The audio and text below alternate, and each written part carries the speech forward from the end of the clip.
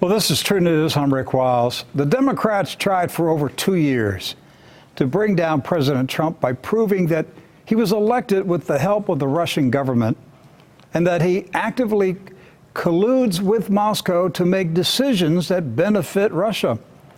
The Russian collusion investigation was ludicrous from the beginning to its ending when Special Counsel Robert Mueller shut down his probe into Russia's alleged role in the 2016 election. Whereas Mr. Trump's enemies possessed flimsy evidence linking the New York billionaire to the Kremlin, the anti-Trump forces in America have ignored the mountain of solid evidence that connects Donald Trump to Israel. In my opinion, it would be easy to make a case that Donald Trump works for Israel. The Jeffrey Epstein teen sex scandal may provide the smoking gun Mr. Trump's enemies desperately need to remove President Trump from the White House, either by resignation, impeachment, or election defeat next year. Now, True News has been diligently researching Donald Trump's longtime connection to Jeffrey Epstein and his connections to many of Mr. Epstein's Israeli-linked associates. If Epstein is an Israeli Mossad operative assigned to the task of entrapping influential Americans, Donald Trump may be one of his victims. Mr. Trump's pro-Israel foreign policy may be because Epstein has a mountain of incriminating evidence that he can use to blackmail Donald Trump. This may be the real story of foreign collusion in American politics. Now, before Doc Burkhart and Edward Zoll join in this discussion of the Epstein sex scandal, there is another big story connected to the New York tycoon, and it leads back to Israel. It involves former Israeli Prime Minister Ehud Barak. He threatened today to sue the UK's Daily Mail newspaper for defamation after it published photographs of Mr. Barak entering Epstein's New York City residence in January 2016. Mr. Barak's face was partially covered by a scarf. He was wearing a large fur hat when he left the Epstein residence. The Daily Mail also published photos of attractive young women who entered Epstein's Manhattan home hours later on the same day. Now, the London newspaper insinuated that Barak's visit to Epstein's house was not to discuss business. Now, it was disclosed last week that Epstein invested millions of dollars in an Israeli company owned by Ehud Barak. Barak accused Benjamin Netanyahu as being the source behind the Daily Mail article. He accused Netanyahu of blood libel against a fellow Jew. Now, here with the latest information linking Donald Trump to Jeffrey Epstein is True News co-host Edward Zoll, along with co-host Doc Burkhart. Gentlemen, welcome back, first of all. Thank you. Well, glad to have you back, Doc, and filling in for me for Monday and Tuesday. I watched the two programs. It was powerful information. And I have a feeling that we're going to be focused on the Epstein scandal for days to come. This could turn out to be one of these stories that this is a focus for weeks or months. What we reviewed today, this morning, in our editorial meeting here at True News it's mind-boggling. Yes. There's no way we can bring out in just today's episode what we discussed in that editorial meeting. No. It will take us days to unpack it. Yes, I mean, so that the audience can wrap their heads around. I was blown away by some of the things that you guys presented to me today. So we're going to start today walking our way through. It's going to get a lot deeper. Look, I'm going to tell you right now, if you are a diehard Trump supporter, this is going to be tough for you. Now, don't shoot us. Don't shoot the messenger. We're just doing our job. Report true news. We're not making up anything. We're giving you the facts. We're connecting dots. I've done this for 20-some years. I've connected dots. You know, guys, when I started this newscast in 1999, Bill Clinton was in the White House. Right. We connected dots with Bill Clinton, and the things that he did. Then it was George Bush, and I connected dots. And then it was Barack Obama. We connected dots. And then it's Donald Trump. We're connecting dots. This is what we do. And, I'm returning to my position of neutrality in the election. I did not get involved in the election of George Bush. I didn't get involved in his re-election. I didn't get involved in Barack Obama's election. I didn't campaign for John McCain or Mitt Romney. And, but we got involved. We enthusiastically promoted Donald Trump because we sincerely believed the country was teetering on the edge of a war with Russia. Right. And that we were crying out to God for a reprieve for this nation. And we said when Donald Trump was elected, now the hardest part is going to be enforcing the reprieve because it means repentance. It means the church in America must humble itself and repent for the sins of this nation, for the sins of the church. And here we are, we're 2.5 years into the Trump presidency, and there's no repentance on the part of the church. No. There's no repentance in America. There's no repentance by President Trump. There's no humility. And I'm going back to my original position of neutrality. We're going to report the truth. And if people become upset with me, as they have throughout 20 years, Doc, I lost a lot of support when I warned that the Bush administration was deceiving us about Iraq, wanting to go to war. Right. A lot of people became very angry, walked away, didn't support us. All right, I'm still here. Right. God brought people to replace them. Every time somebody quit, the Lord would bring more. Right. New supporters. So that's our position right now. We're going to tell the truth. We're not out to get President Trump, but I'm also not out to protect him. To protect him. Thank you, because that's exactly what some people want. A lot of Trump supporters wanted to talk about Pizzagate. Right. They wanted to talk about the Podesta brothers. They wanted to talk about a lot of sordid things. Pedophile network. The pedophile network. And we talked about it. We're not afraid of it. And that's what we're doing now. We're talking about the pedophile network.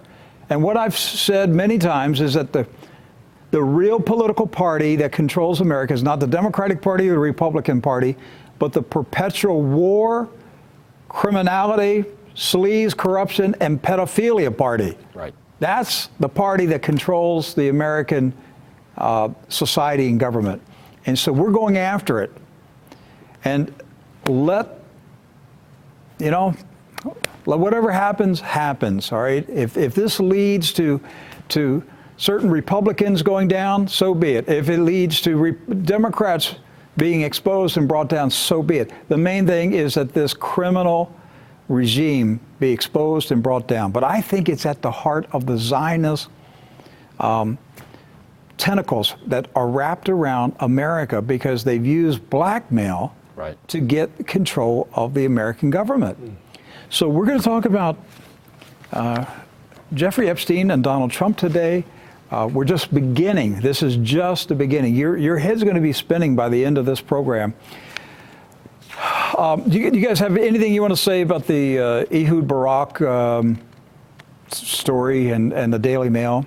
I think we can put the photographs up on the screen. Well, first of all, the response to the photograph has been just shocking to begin with, and the fact that Ehud Barak is going to invoke the old saying that this is blood libel, that both Netanyahu and the Daily Mail have committed some kind of offense by using a public sidewalk in New York to take a picture of him entering the house of a convicted pedophile. Right. So he knew, Ehud Barak, former prime minister of Israel, he's in New York City.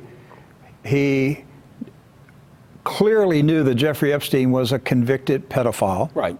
And it sounds like he knew this photo was going to come up because it was only 2 days ago at this point that he gave an exclusive interview announcing that he had visited Jeffrey Epstein's And this is the media calling it the orgy island, the island that sordid sexual activity was taking place on. He admitted to visiting this island, but he prefaced it by saying, I didn't see any girls. I didn't see any girls. So. Well, wait a minute. He said he met Epstein at least 10 times. Right. But he didn't see any girls there. That's what he's saying. That's right. But he got money for Epstein, a lot of money for his company. And this is 2015. And to be clear, this is after Epstein's conviction. Yes. Which was in 2008. You know, you can't go into it blind. So, well, I didn't know he had a conviction like that. He knew it. He sought Epstein for money for his business, and he visited him, according to his own words, 10 times. And that photograph, those photographs were taken in 2016. Now, to be fair to Ehud Barak, it was January, New York City. It would, to say he was covering his face because it was cold, okay, that's a believable story. I mean, anybody who's been in New York City in January knows it's really cold, windy. The Daily Mail was insinuating that he was covering his face to disguise his identity. Right. And the young ladies who came in later, they did not enter with him at the same time. They entered hours later. They don't appear to be too cold. Doesn't look like they're suffering frostbite. But he is a Middle Eastern man in New York City, and so he might have got a little chilled there. But when he came out, he was wearing a big fur hat, which he's not wearing going in. So did he leave his hat there on a previous visit? Where did the hat come from? It's a fair question. Or did he borrow Jeff's hat? I mean, we really want to be borrowing anything from Jeffrey Epstein. And are there any photographs of Jeffrey Epstein wearing a giant fur hat? I don't think so. So there's obvious suspicion there. And so Ehud Barak said today he's going to sue the Daily Mail if they did not take down the article and the photographs. Did they do it? The article is still up, and the photographs are still embedded at the time of our program.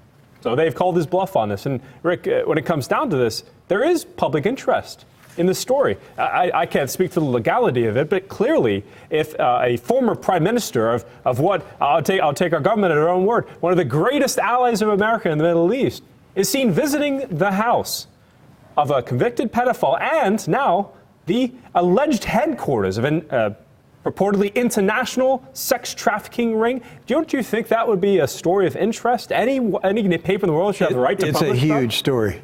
The Epstein scandal is getting worse by the day. It really is. It's getting worse by the day. And now they're invoking words like blood libel in all this. That's how serious they're taking it. And he's accusing Netanyahu of blood libel. A fellow Jew. Yes, a blood libel. Right. Because Barak is running against Netanyahu if they have another election. So as of right now, Barak is Netanyahu's strongest opponent because Benny Gantz has pretty much faded away, and they brought out Barak. Let's put up the photograph of Robert Maxwell. This is number 19 on our list of photos. Okay, so there's Robert Maxwell, publisher, extremely wealthy businessman, died in mysterious circumstances, fell off of his yacht. Naked. Yes. And drowned and had a heart attack. Yes. Which came first? We don't know. Standing on the yacht rail naked and you have a heart attack? Fall over, or did you have a heart attack after you drowned? After somebody knocked you off the rail, all right? So Robert Maxwell is believed to be a Israeli Mossad spy.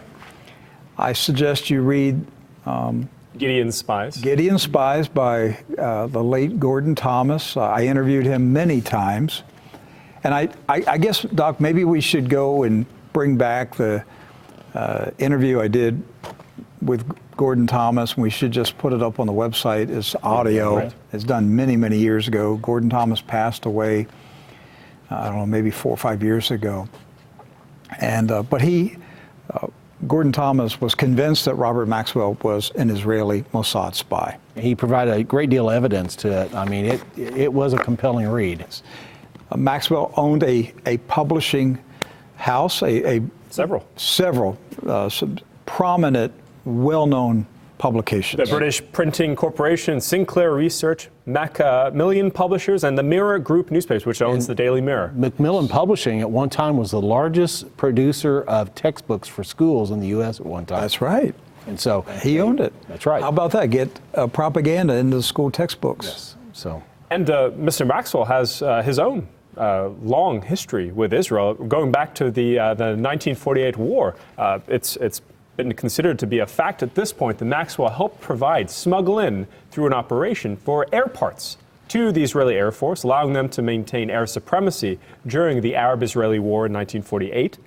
And as you noted, Gordon Thomas, he took this, I'd say, much further than anyone else has taken the story on Maxwell, so much so that it wasn't simply that Mr. Maxwell, you believe Mr. Maxwell was more than simply an agent for the Mossad, was involved actively in potentially launching a coup in Russia to put the KGB chief in and topple the current prime minister at the time, which was Mikhail Gorbachev.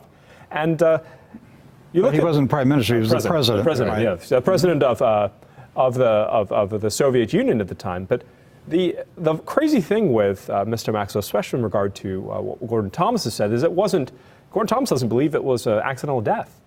Gordon Thomas believes that Mossad killed Mr. Maxwell because their own agent.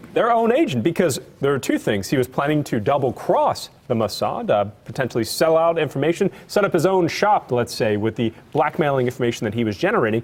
But two, that he was basically acting rogue in regard to this coup and other operations. Well, there was another factor involved with that too. He was hundreds of millions of dollars in debt, and was actually $400 million, and was wanting to use his knowledge and information that he had in order for someone to pay off that debt.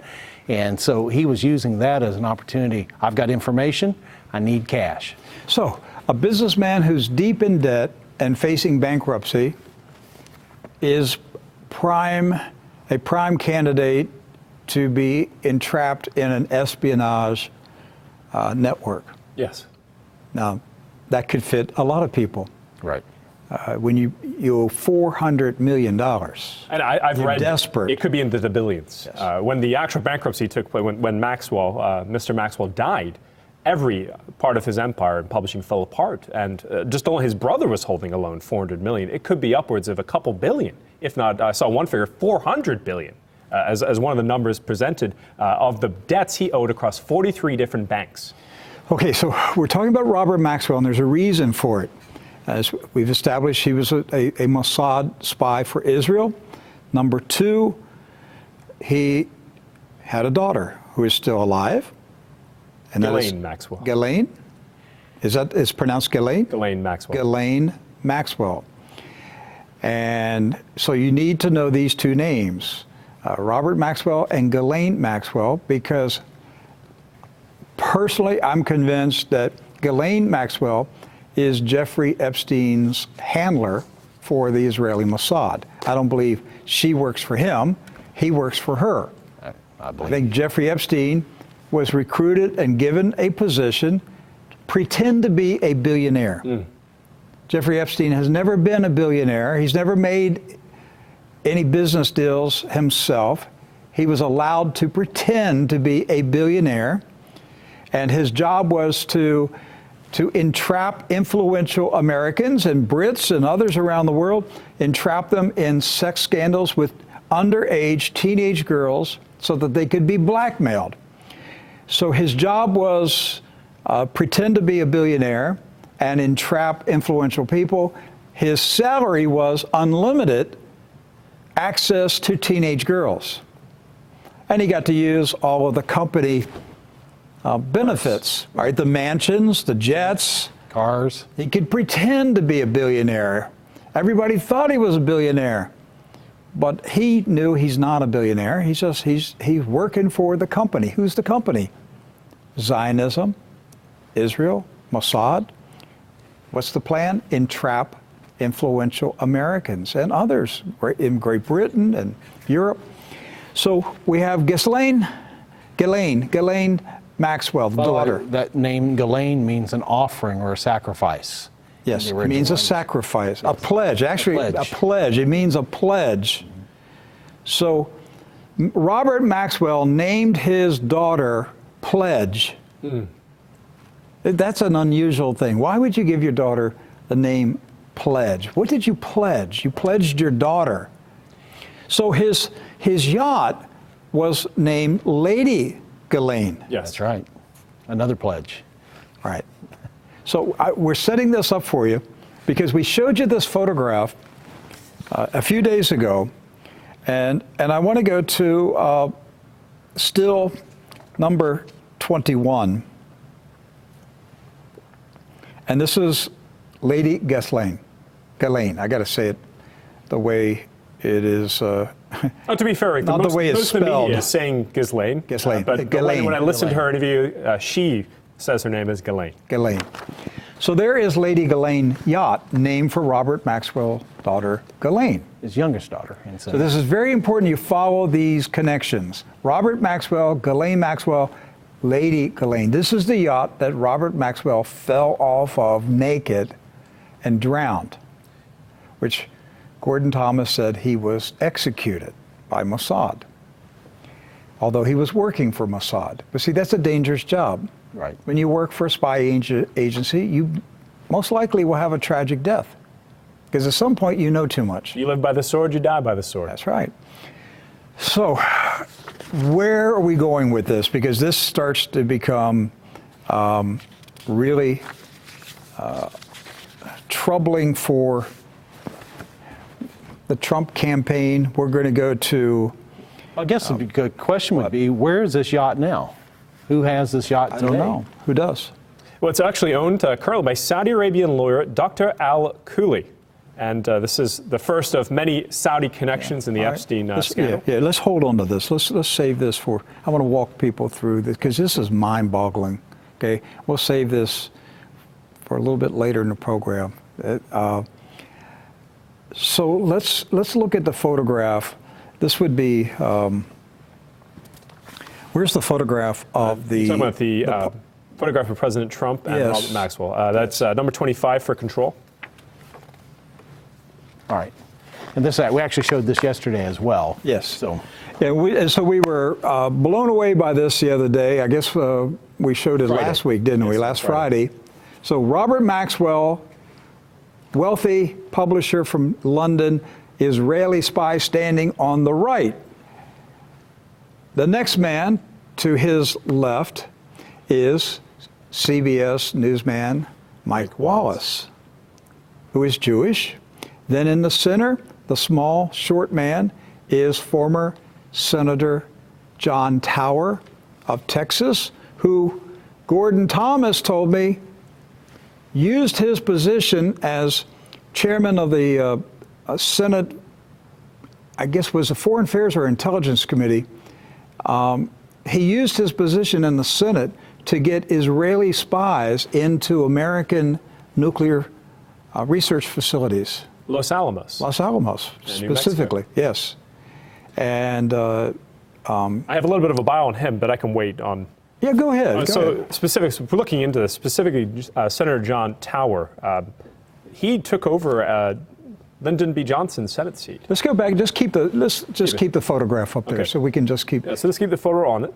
And he replaced LBJ. LBJ, who is the one responsible for the USS Liberty. That's correct. Which was a Israeli false flag operation to start a war against the Arabs. That's correct. And then after leaving office, Senator Tower led the Tower Commission, which investigated the Iran-Contra affair and published a report which was, though it was highly critical of the Reagan administration, it didn't really look into much of the actual allegations to smuggling, illicit relations with foreign nations. It was a sort of, I'd say, a rubber stamp on the investigation. You leave it alone, leave especially the players out of jail, including the Reagan administration. Now, Senator Towers, he supported Gerald Ford rather than Ronald Reagan in the 1966 primaries. Yes. And was for legalized abortion. He was against the Civil Rights Act of 1964, the Voting Rights Act of 1965. He also opposed President Reagan's Strategic Defense Initiative, the Star Wars program, which actually has led up to the current issue we have with standoff with ballistic missiles with Russia. After leaving Congress, maybe it was the Senate Defense, the Armed Service. It would make sense. It was Armed Services. He was chairman of the Armed Services Committee. That's correct. And after leaving Congress, he served as the chief negotiator because of that experience on the Senate Armed Services Committee for the strategic arms reduction talks with the Soviets. So he had a tie with the Soviets, had enough of a rapport that he could be used out of office. Did he die in a private plane crash? He sure did. And I'll just mention this now. Was he naked when the plane crashed? Well, I'm not sure if he was naked, but he definitely was burned alive. And Senator Tower died in 1991 in Atlantic Southeast Airlines Flight 2311 crash in Brunswick, Georgia. Now, this was caused by a, quote, failure of the plane's propeller control unit. This is according to the official investigation. But it was a very odd incident, especially in the 90s when plane safety was at its highlight. I mean, the fact that this accident occurred, but the year is going to be very important moving forward the rest of the show. 1991 is when Senator Towers passed away. The last part of interest here is that Senator Towers was put up to be George H.W. Bush's defense secretary. He couldn't make it through the Senate confirmation hearing, and it was an embarrassment scene. He ended up after that because he couldn't become the defense secretary. Why did the Senate refuse to confirm him as Secretary of Defense? Some have said it was alcohol use, but that's just not really correct. It's not the full story. There was a lot of questions about the background for Senator Towers, especially in regard to the actions he took during the Iran-Contra era, and as you already noticed here, mentioned maybe his use as part of what we're now uncovering as a major international Mossad spy ring. That's right. That's right. They used alcohol, that he was a closet alcoholic, as the reason to deny him confirmation as Secretary of Defense. But a lot of people speculated it was because he had questionable loyalty to the United States, that he perhaps had been recruited by a foreign power. Well, the only foreign power that he's knowingly helped was Israel. Right. Now, the guy on the far left, Steve Ross. Who is Steve Ross? Oh, excuse me. Beside John Tower is Donald Trump. Right. Yes. So there is Donald J. Trump, pictured with Robert Maxwell, Israeli spy, Mike Wallace, CBS anchorman, John Tower, known to assist Israeli Mossad spies get into Los Alamos. And then we have Donald Trump, and then the man to the far left, standing next to Donald Trump, is Steve Ross. Who is Steve Ross? Well, so he is was the CEO of Time Warner. Now, the background on Steve Ross, he was born Stephen J. Recknitz, son of Jewish immigrants to Brooklyn. He changed his name? Changed his name. And we're seeing this again to be Why do they do that so often? And I can only speculate, and maybe it's like what my family had to do. Original last name was Zelinsky, but when they immigrated to England to fit in, they changed the name to Zal. But I don't know if that's the case with here, but I've seen that a lot in this investigation, that a lot of the individuals... I mean, my name is German. It's Vilas. It's not Wiles, it's Vilas. But when they got to America, people looked at the spelling because Germans pronounce W as a V. Right. All right. And so the Americans, speaking American, said Wiles, but the name is Vilas. Right. And we know names mean things, especially in politics. I mean, there's a reason why Yael Kushner is not going by Yael Kushner. She's still calling herself Ivanka Trump publicly. Yes. Because names mean things. Yes. But my family didn't change their name. It was just mispronounced. It was mispronounced. That's got changed for you. But these guys changed their names. They did change their names. To disguise their identity. Right. So his history actually dates back to 1953. He married Carol Rosenthal, and she was the daughter of a Manhattan funeral home owner, Edward Rosenthal, who operated the largest funeral company in the United States. It was called Riverside Memorial Chapel. This is where they accepted employment as a funeral director. This is Steve Ross's first job, the future CEO of Time Warner. Why this is important is that through... He started out burying people? Started out by burying people, which some might say is ironic that it's tied into this situation where many have died in mysterious circumstances. I'm sure this scandal alone has buried many. That's interesting. So he's the founder of Time Warner? Yes, he's the founder, the CEO of Time Warner. Okay, so any suspicious information about the early days of Time Warner? So the money that went into Time Warner is of interest, and there's a tie-in to two crime dons, as this is how they're referred to by Connie Brock in her book Master of Game, Steve Ross and the Creation of Time Warner. Now, she referred to them as mafia dons. The two names are Manny Kimmel and Abner Zwillman. These aren't Italian names. They're not. It says Jewish mafia. Jewish, right. It's fair to assume Jewish mafia. But these two, they actually worked. They came into a partnership with Steve Ross early, and they created a parking company called Kinney Parking Company. Kinney Parking Company. And they were being monitored by the FBI at the time. The FBI didn't really intervene, and this business eventually turned into. But the FBI was watching them? That's correct, according to the founders, the people that provided the seed capital money for Time Warner. They were being watched by the FBI. That's correct, and this to this day, no one knows that about Time Warner. That the beginnings were both humble and under investigation by J. Edgar Hoover.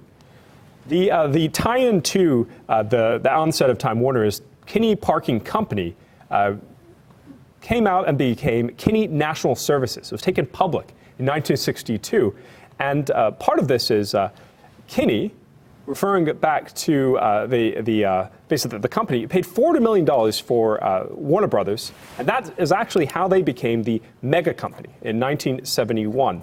This all came from the company that Manny Kimmel and Abner Zwillman helped Steve Ross start. That's an interesting history. I never knew. All right, so that's the man standing next to Donald Trump. And what year was that photograph? That photograph is 1989.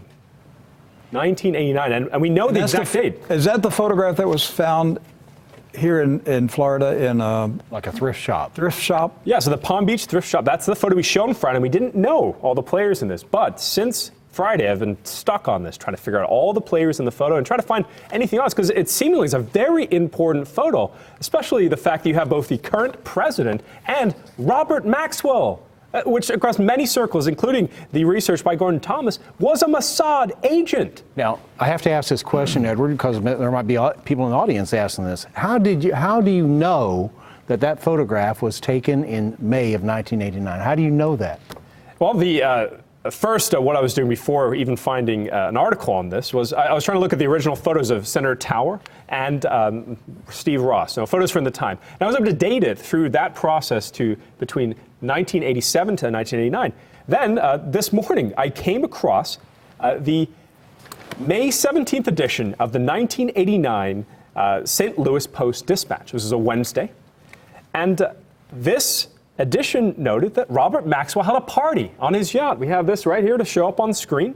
This is a party. This was in the St. Louis Post-Dispatch, May 17th, 1989. See on the right there? On their toes. Robert Maxwell. Well, see, this article detailed a special party that Maxwell's holding on his yacht. And it's important that Maxwell's holding parties because part of what Gordon Thomas said about Maxwell was that the deal the Mossad and even Russian intelligence had is that the yacht would be the place of business, the place where Maxwell would bring powerful figures to be entrapped, to be looked at, to listen to, and even to be shared and brought into ongoing operations. Well, here is a party that occurred on that very yacht. Now, the St. Louis Post-Dispatch noted a couple of guests, specifically said that every guest there was handpicked by Robert Maxwell himself. It included Donald Trump, his wife Ivana, former Texas Senator Tower, ex-Secretary John Lehman, Ghislaine Maxwell, lawyer Tom Boland, literary agent Mort Jankelow, UN envoy Thomas Pickering, New York Post owner Peter Kalikow, and Robert Maxwell's niece Helen Atkin of Maximilian Publishing. Now, the St. Louis Post-Dispatch insisted that every guest, and this is an order from Robert Maxwell himself, insisted that every guest take their shoes off before going on the yacht. Now, at face value, that just seems like he wanted to keep a tidy boat. He wanted to keep the plush carpet clean. But let's go back. We know that this boat was being used potentially as a honeypot yacht. So all those rich, powerful, influential people were told, when you come on this yacht, no shoes. No shoes. And President Trump, according to the article. You're telling a billionaire to take off his shoes. Yeah. A piece of clothing that will, after the yacht, leave. A piece of something, an item that an individual owns that will leave with them after the yacht party. So what could, all right, other than he was a clean freak and wanted to keep his yacht looking nice, all right, which I could get that. Okay, take off your shoes, all right, and just had the yacht remodeled, all right. You know, I could buy this story.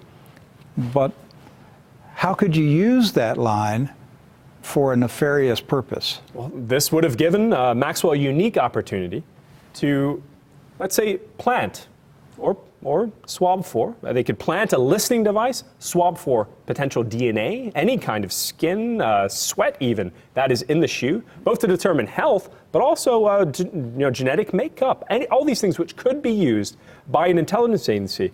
Well, if you wanted to make somebody sick and you had their DNA, Right. You'd have could make a germ-based weapon, right. just like we had in the headlines about the CIA, their potential involvement in ticks, basically carrying the Dearborn disease, That's right. the Lyme disease. Okay, so the yacht that President Trump was on, 1989, was the Lady Ghislaine, the name for the daughter of Robert Maxwell, and Ghislaine Maxwell was on that boat At that time with Donald Trump. Right. Right? And Lady Ghislaine, or no, that's the yacht. Ghislaine Maxwell is in the center of the Epstein sex scandal today. And people think that she's an employee, but I'm telling you, folks, it's the other way around. Yeah. All right. Epstein is the employee. Yeah, and what's telling about She's this, the handler. some direct proof for that is that Ghislaine doesn't actually stay with Mr. Epstein. She owns her own apartment within a couple blocks of Mr. Epstein's New York mansion, but she has stayed in her own, as a group, her own property, her own She's schedule. there when the teenage girls are brought in. That's right, and manages them, according that's to right, she lawsuits which manages we alleged them. against Mr. Okay. Epstein and Alan Dershowitz. She's up to her eyeballs in this sex scandal with these teenage girls. I read an She's article- got to go to prison with Epstein. I read an article yesterday that after Robert Maxwell's passing, Ghislaine Maxwell became like a socialite in London, you know. And in kind of a weird way, she became like a high-profile socialite because her dad was had questionable connections, all right? But I read one article in particular from that particular time that talked about some goofy guy that would hang out with her all the time. That goofy guy was none other than Jeffrey Epstein. And so this relationship started picking up sometime after the passing of Robert Maxwell. And you begin to see, and once again, we're putting the proposal out there, it wasn't that Ghislaine Maxwell worked for Jeffrey Epstein, but that Ghislaine Maxwell is the handler for Jeffrey Epstein. And it's curious, you know, we have not heard much from Ghislaine Maxwell in the past couple weeks. Where is she? That's a good question. She hasn't been brought in. Last report says she has been seen in Atlanta, from my understanding, that she was potentially in Paris with Mr. Epstein. But these are all speculations because there hasn't been any formal arraignment. She has not been named as a conspirator, for example, in the Epstein case. Isn't that peculiar? Yes, they're going to let her. They're going to let her walk. Doc, you told me some things about her today. Some of her interesting skills. Right. She is a licensed pilot, not a Cessna, a jet. She can fly a jet. So could she fly the Lolita Express? She probably did fly the Lolita. She's licensed, qualified to fly it? Yes. For that class of aircraft, yes. Yes, she is. She's also a helicopter pilot. She's also one of the few women in the world that is licensed on several different classes of submersibles or submarines. A submarine? Yeah. So you have to have a license, I guess, to drive a submarine. You can't just, take a driving course or something. You have to be licensed to drive a submarine. Lady Ghislaine, She can. I mean, Ghislaine Maxwell is 007. Yes. No, literally. This is a spy. This is a James Bond spy. She drives submersible submarines. She flies Helicopters, jets, airplanes. helicopters.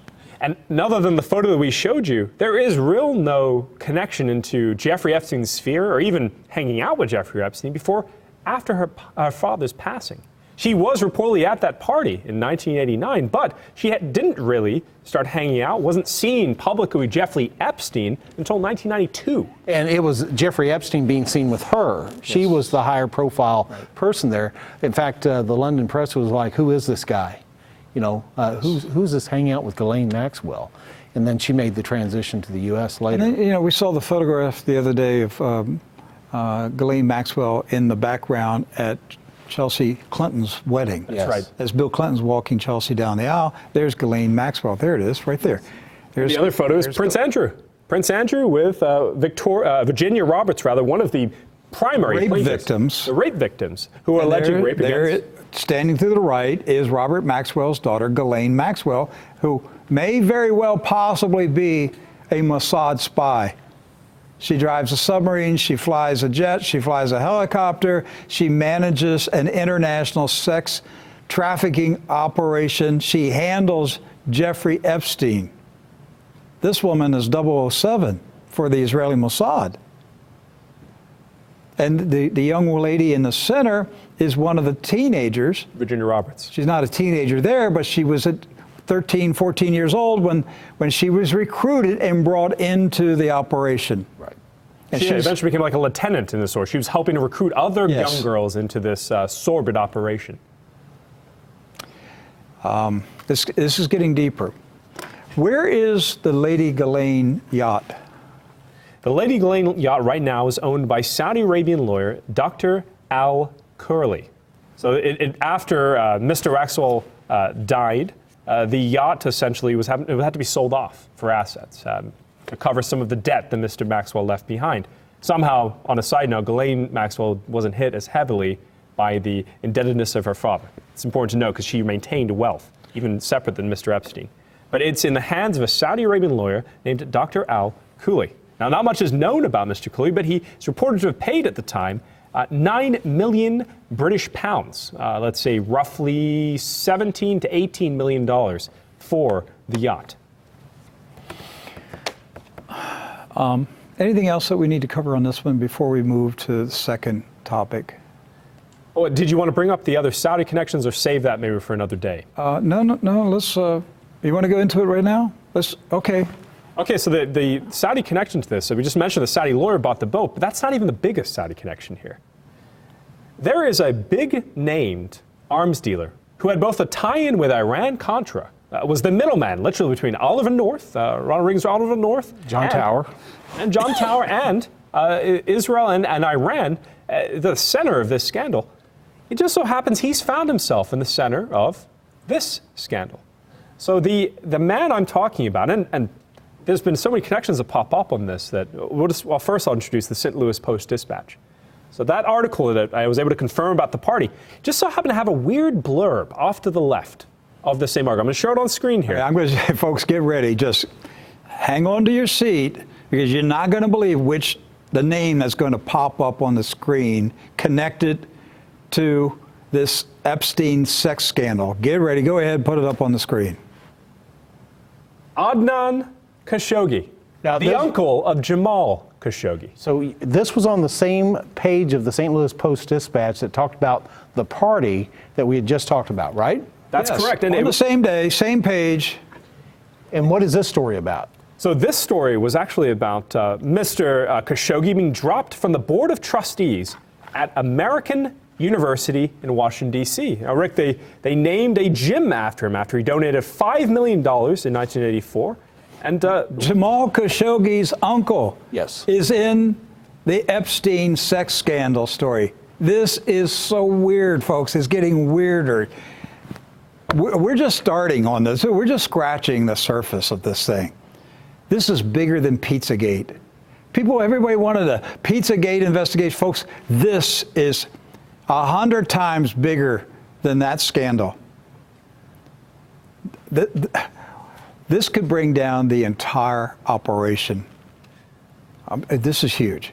Now, Mr. Khashoggi has since passed away, but was, this is from The Independent in London, a notorious, their wording, well, I won't say their wording, actually. Oh, no, say it, quote them. I mean, call it what it is. They call him a whoremonger. They called him It's a Bible word. international homeowner. The stereotype of Saudi royalty, billionaires, mind you, because he was a billionaire, coming into countries like the United States during the Super Bowl, for example, and trafficking girls, enjoying themselves, enjoying every decadent things that the Romans under Nero might have seen. That comes from So he had a Adnan reputation. Khashoggi. He was a Saudi whoremonger. Yes, and a playboy. And the interesting part about this is that there was a story yesterday, Rick, that there was a foreign passport that Jeffrey Epstein had in his vault. Saudi.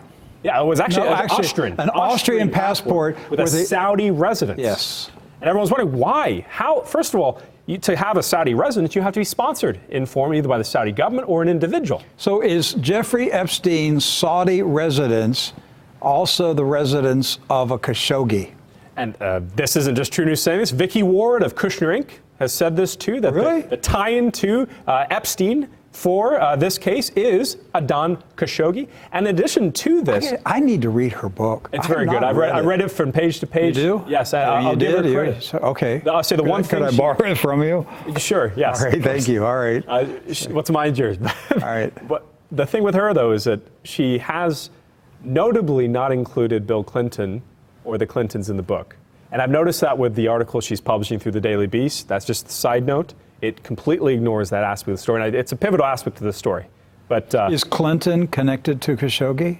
from my understanding, reading through this, the connection to Bill Clinton is actually through President Trump and Jeffrey Epstein.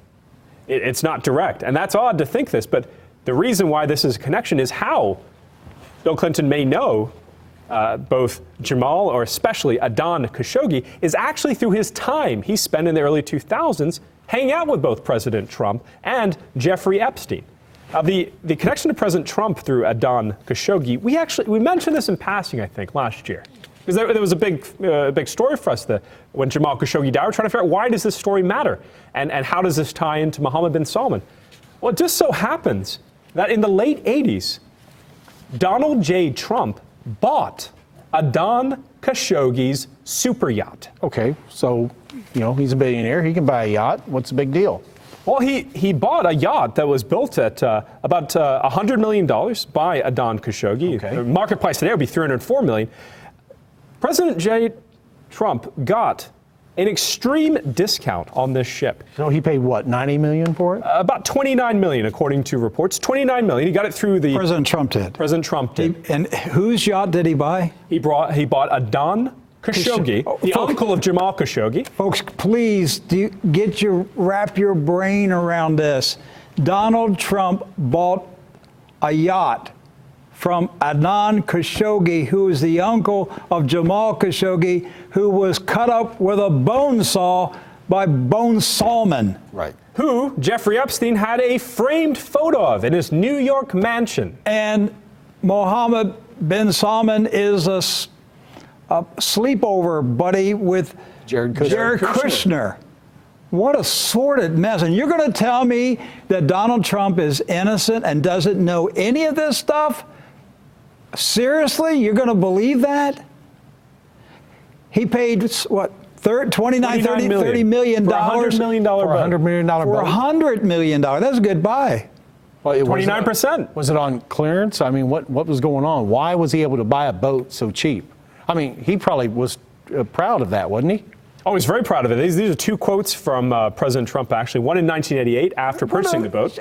Go ahead. What are the odds? What are the odds that the current president of the United States bought a yacht from the uncle of the man who was murdered last year with a bone saw? It's insurmountable. I mean, going back to that photo, number 25 for control, that photo alone should have been the center. If we're going to do any investigation, let's find out what is up with that photo. No one has ever identified all the people in this photo before. The entire Robert Mueller investigation was ludicrous. Right. Here is the collusion. There's the collusion. They're standing right there together. That's the collusion, but nobody will investigate it because it'll bring down the entire system. All right, so Donald Trump purchased Khashoggi's yacht for $29-30 million. Great What year deal. was this? This would have been 1988, according to records. 1988. And this party, 1989. that was on May of 1989. that was on Maxwell's yacht. Maxwell's yacht. You got Khashoggi's yacht, Maxwell's yacht. Trump is involved in both of these yachts. And then there's one other chapter, just a short chapter. This is that President Trump quickly sold the yacht. Oh, so he made a. He sold Adon. He flipped it. He flipped it. And initially, I thought he'd made a profit on this. Actually, going back to records, he actually made a loss, a $9 million loss. He sold it for $20 million to the How long did he keep it? He kept it about 2 years. And who did he sell it to? He sold it to none other than Saudi billionaire Al Walid bin Talal. Oh no, come on. All right. You can say it. Slap my pappy. Slap my pappy. Slap my Are you pappy. serious? Yes. And this is the man. This is the guy. All right. Mohammed bin Salman hung this man upside down in the Ritz-Carlton in November of 2018. And we 1 year ago. speculated that his White House buddy, Kushner, was one that sold him out. Hand-walked a dossier of intelligence. shared intelligence because Kushner had a clearance for intelligence on the orders of Donald Trump. Yeah, not on the orders of Defense Secretary Mattis or John Kelly, the chief Because of staff. Kushner didn't qualify for a top secret clearance. He was denied clearance for some reason. Well, they said because he didn't disclose the Kushner Company activity in the West Bank and also in China. He physically didn't disclose things which would be a conflict of So interest. Donald Trump ordered the intelligence agencies to give top secret clearance to his son-in-law. Yes. All right, and so we speculated that Kushner then shared with Mohammed bin Salman, His sleepover buddy, his pajama party buddy, shared with him top secret intelligence about Saudi officials, such as Talal, Yes. and Talal. that they were being rounded up, hung upside down in the Ritz-Carlton Hotel. Oh, ransom. There was a report Yes. that they had to pay billions of dollars, up to billions of dollars, to get their freedom. Even signed off shares of Twitter, for example. Bin Talal had a large stake in Twitter, which was reportedly signed over to the Saudi government. Is this back this up? Just because I'm having trouble comprehending this. We're talking about the second yacht now. This is not Robert Maxwell's yacht. Not the This Lady is Ghislaine. Not the Lady Ghislaine. This is Adnan Khashoggi's yacht. Adnan Khashoggi, uncle of Kamal Khashoggi, who was butchered by Mohammed bin Salman using a bone saw In the Turkish Turkish embassy, Saudi embassy in Saudi Turkey. embassy in Turkey, and Adnan Khashoggi sold his yacht to Donald J. Trump, and Donald J. Trump sold the yacht to the prince Right back to at the a loss. Saudis. at a loss. At a loss. Now, why would you sell something like this, a luxury asset, at a loss, mind you, too? Money laundering. That's an interesting question. So there's money elaborate laundering, money laundering going on.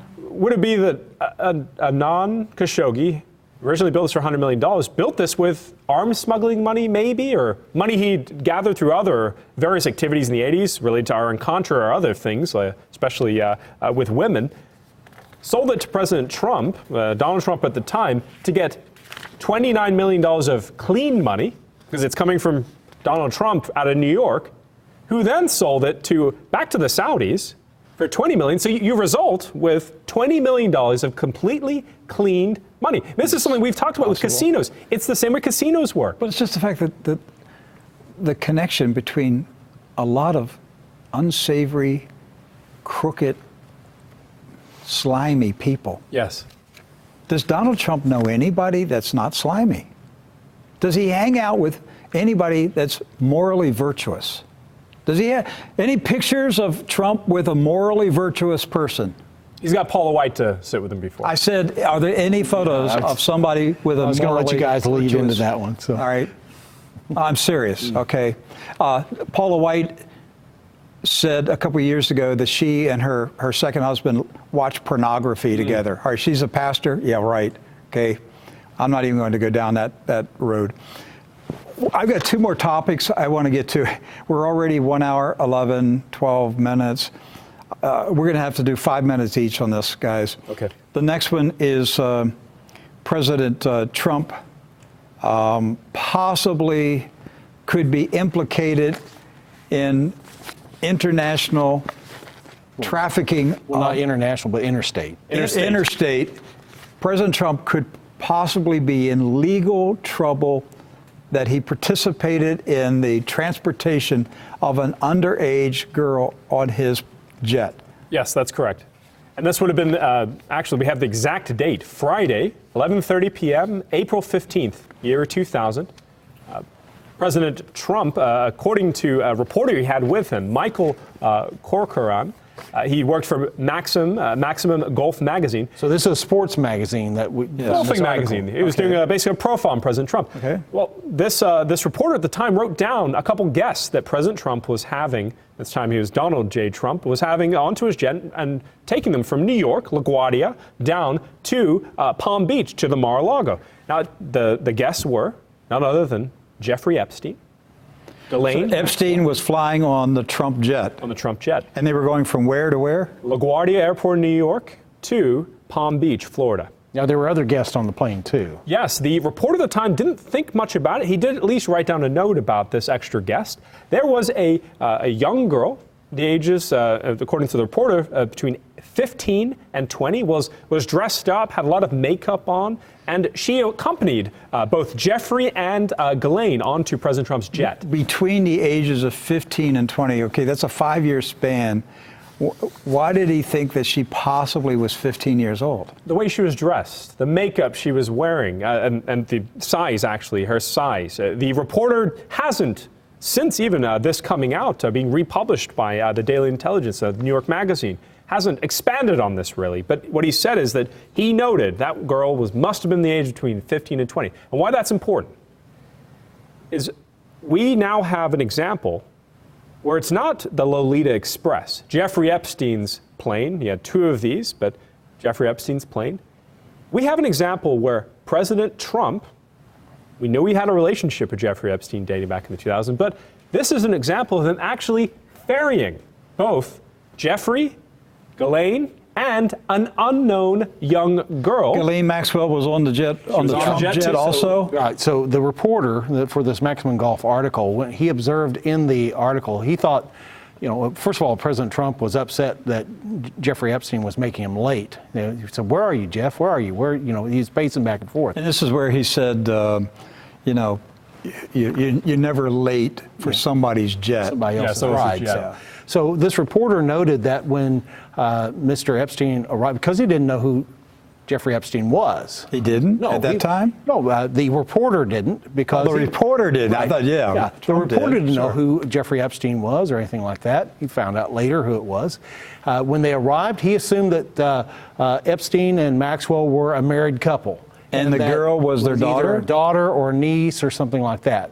And he said that in the article itself. Yes, and there was another person on the plane, too. It was President Trump's sister. It doesn't say which sister, but I have narrowed it down based on the explanation and description of where they're going, to President Trump's sister, Manhattan Bank executive Elizabeth Trump Grau, who has since retired in Palm Beach, and her husband, film producer James Grau, who's a member of the Mar-a-Lago and the president of a documentary and film movie production company called Charisma Productions.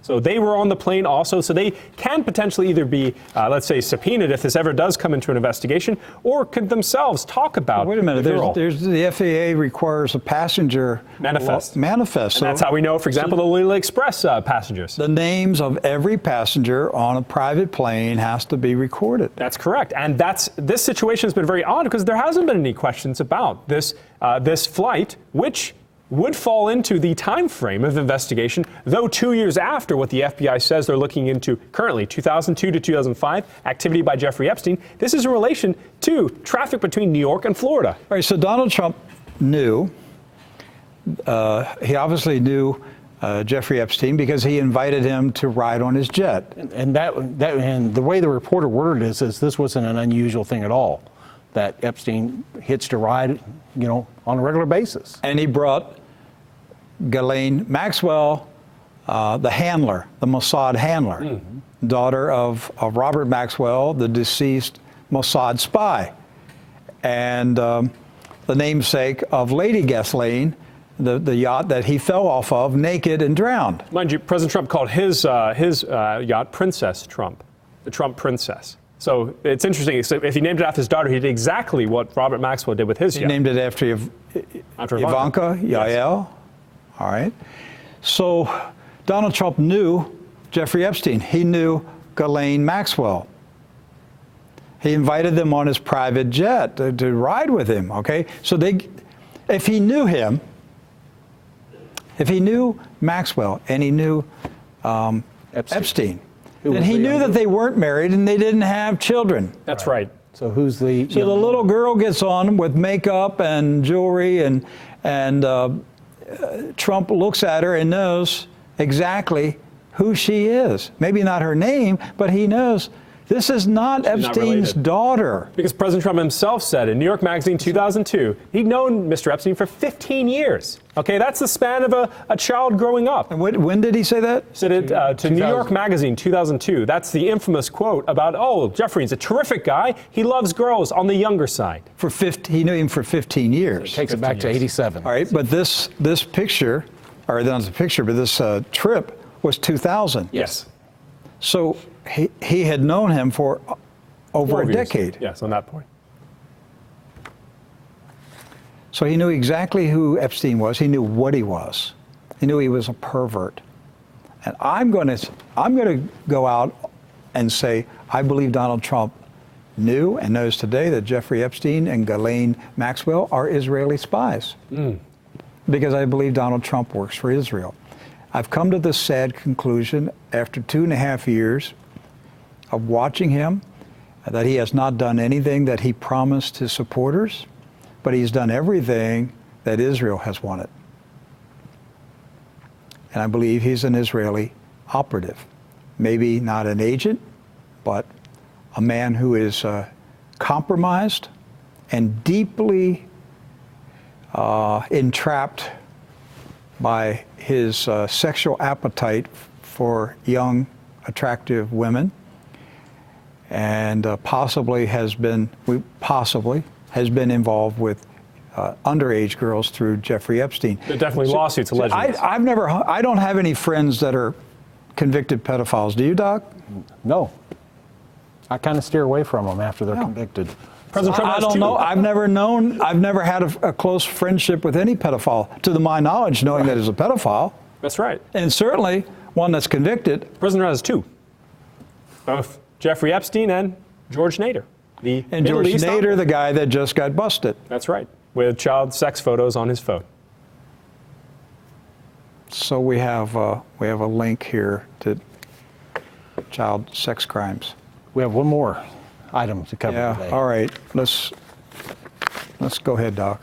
All right. Well, it's probably already filtering out to most of the major news outlets today, and you might have already seen this, but this has been distributed. Started off with the Morning Joe program on MSNBC, and I know the reaction might be from viewers and listeners, oh, well, they're just out to trash the president, do anything they can to harm him.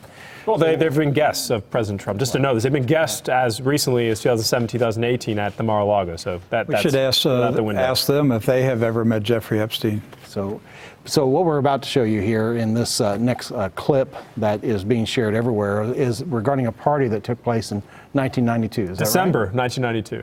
And NBC discovered this video in their video archives. Right. Discovered. So yeah. Well, I think what's happening is that they're digging now. Everybody's digging through their old video for anything that's marked Donald Trump.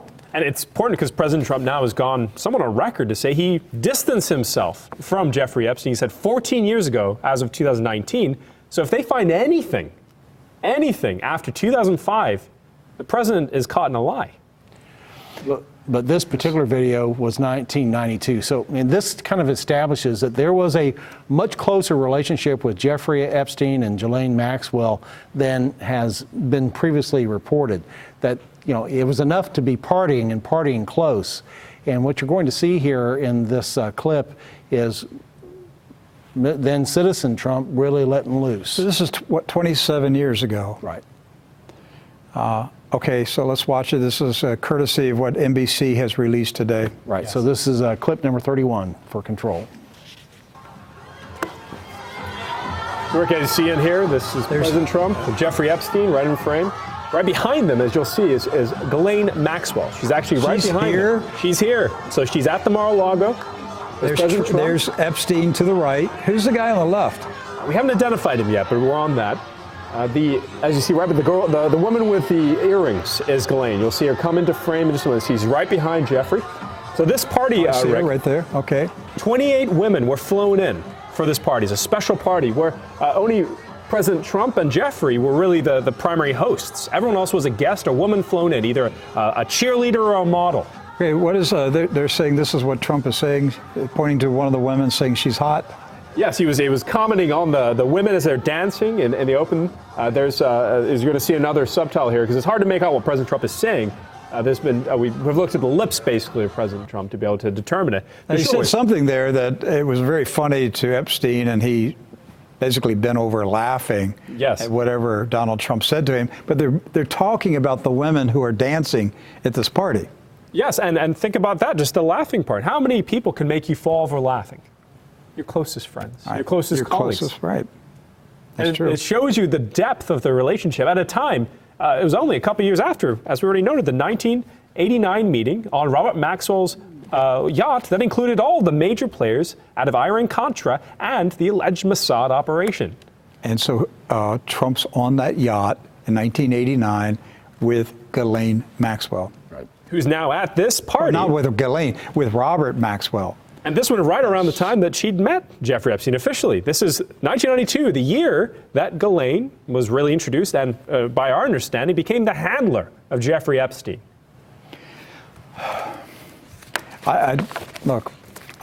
Donald Trump needs to be questioned.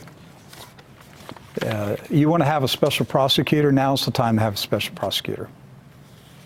I would fully support a special prosecutor. Just don't let it be Ken Starr, who defended Jeffrey Epstein. Remember Ken Starr from the Clinton, Monica Lewinsky? That's right. Monica Lewinsky, possible another Mossad agent in the White House, and who was her investigator? Ken Starr. And then where does Ken Starr show up? Defending Jeffrey Epstein in Florida. Give me a break. Ken Starr was on the take the whole time. He part of the operation. All right. You got Alan Dershowitz. You got all these people in. It's always a sickening mess. But the people, look, forget about party politics. Forget about the 2020 election. Forget about it. A lot of the Trump supporters are going to be furious with me, and I realize that. But I'm after truth. Yes. And I want to expose and bring down this evil, wicked, satanic, Luciferian albatross that is choking the life out of this nation. And it is very evil and wicked. And children have disappeared. They've been used. I believe that they've been sacrificed in satanic rituals. Kind of like the temple that's on Jeffrey Epstein's island. Why has nobody been in that temple? No law enforcement has been in it. How has this been allowed to go on for decades and no one has entered his property to investigate?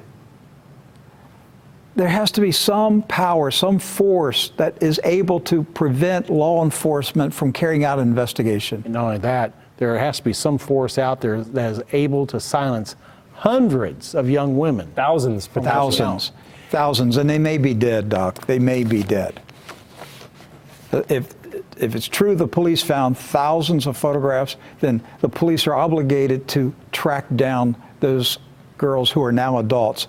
Let's see how many of them are alive. Oh, on that real quick, the question of the carpet remover, the towel remover. I spoke to someone over the weekend, and theory might be that could be used to crush bones. Of course. Heavy machinery like that can be used to crush Absolutely. When you're bones. talking about carpet and tile extractor, Yes. that's something to crush very hard substance and rip it up. So think of it, moving that from the island to the New York mansion, which is now the epicenter of this alleged domestic side of the trafficking operation. What in the world could Mr. Epstein have been doing with that? What about the mansion out in the middle of the New Mexico desert? The Zorro Ranch. Zorro, on the old King Ranch. Oh, by the former governor. Yes. of New Mexico. Has law enforcement gone in there yet? Well, he wasn't a sex offender there, Rick. The laws were too weak, apparently. He was registered as a sex offender in New York and in Florida, but not in New Mexico. Is there a federal investigation? Is there an FBI investigation right now of Jeffrey Epstein? Only out of New York, and though the prosecutors, the AUSA for the case, have said it could expand out to, again, Florida properties, New Mexico properties, but it's focused in New York right now. What's it take to get an FBI investigation of an international child sex trafficking network? What's it take to get an FBI investigation of a foreign spy network that's blackmailing influential Americans? What do you have to do to get an investigation? Well, they're too busy investigating other rabbit trails related to other issues. You have to be Christian. I mean, think about the only major sex operation that the FBI or the Department of Justice looked into in the past 2 decades is related to the Catholic Church. I mean, they were happy to spend the resources, and rightfully so in that case. But my point is they did spend in that case. They did open up an investigation into sex crimes. They're not doing it in this case. They're not looking even at 1% of the evidence available. No effort at all. There's no evidence at all that the FBI is involved in this case. All right, we're at our 1 hour, 30-minute mark. We've loaded you up with a lot. There's a lot more to come tomorrow and for days to come as we continue to dig into this Jeffrey Epstein scandal. It's not just, look, it's bad enough that it's involving teenage girls, and there may have been murders, sacrifices, but the bigger picture is an Israeli intelligence operation to blackmail influential people around the world, primarily the United States of America. And we've been wondering, how did Israel succeed in taking over the USA in the span of 40, 50 years? They have taken over this country. Well, I think it might be through the most ambitious honey trap blackmail operation probably in the history of mankind. So who's going to investigate them? Nobody. Because everybody who has any responsibility or power or influence is compromised. Right. Judges, FBI agents, prosecutors, politicians, they're all compromised. So you can't expect an investigation because they'd be investigating themselves. They'd be incriminating themselves. I mean, that's a successful takedown of a country. Right. So I don't know what we do except pray that Almighty God reveals all of it, exposes all of it, and forces the American people to come to terms with what we have become as a nation and what has been done to us. So we're going to stay on the story. Look, this is, like I said, this is bigger than Pizzagate. This is real. Yeah. This is huge. This is massive. And we've just shown you a trail of evidence linking Donald Trump to some very shady, questionable people. So you're going to have to chew on this. It's going to give you indigestion, but that's my job is just to tell you the truth. So let us know what you think. I'm sure you will. We'll be seeing the posts on social media, and we'll be reading the emails, and we'll see how many people stand with us financially and support us. But you know what, Doc? It wouldn't matter. It would matter if 90% of our people dropped off because of this, because they don't like what I'm saying right now. It wouldn't matter, because God will bring a wealthy Arab Christian businessman or woman who will donate $10 million to us. That's my confession of faith, and I'm not moving off of it. It wouldn't matter if 90% of our donors walked away. God is my donor. Yes. He is my only source. He's a quadrillionaire, even greater than that. He's just using you to do it. So. That's it. It doesn't matter. My source is Almighty God. My faith is in Him. And so, you know, people get mad, I'll never support you again. Okay, so what? God provides. He provides for us. He can do it through one individual to take the place of everybody else who quit. Right. So you can't threaten me with cancellation of donations. But those who do donate, they're our family. They're here with us. All right. And this is the truth. I am trying to get you prepared for the day of the Lord. I'm not trying to persuade you one way or the other how to vote. I'm trying to prepare a people for the day of the Lord. The Lord is coming back, and you need to be prepared. And we've got a journey, the church, between now and the Lord's return. It's going to be a treacherous, dangerous journey. And some of us are going to lose our lives along the way. Some of us are going to lose our possessions along the way. Some of us are going to go to prison along the way. Jesus said so. And he told us who's going to drag us into where? The synagogues. The synagogue of Satan. That's right. And he said they're going to kill you and think that they did God a favor. That's what our Lord told us is coming. So I'm prepared for it. I'm not turning around. I'm not going to be silent. I'm going to speak out. I am headed to New Jerusalem. I don't care about Old Jerusalem. I only think about New Jerusalem. And so those of you who want to come along with me, why don't you walk this journey with me? And hey, if I disappear along the way, somebody pick up the mantle and just keep going. And if that person disappears along the way, somebody else pick up the mantle. Just keep the torch burning. We've got to get the church to the end of the journey. And there will be a glorious church that arrives at the end of this journey and is there for the presence, the glorious appearing of our blessed hope, Jesus Christ. Thank you for watching True News today. Share this video on social media while we're still on social media. But if we ever go off social media, know that we've always been at truenews.com. Amen. Truenews.com is not going to go away. That's our website, and you can download our app at your app store. You can always find us at truenews.com. God bless. See you tomorrow. God bless you.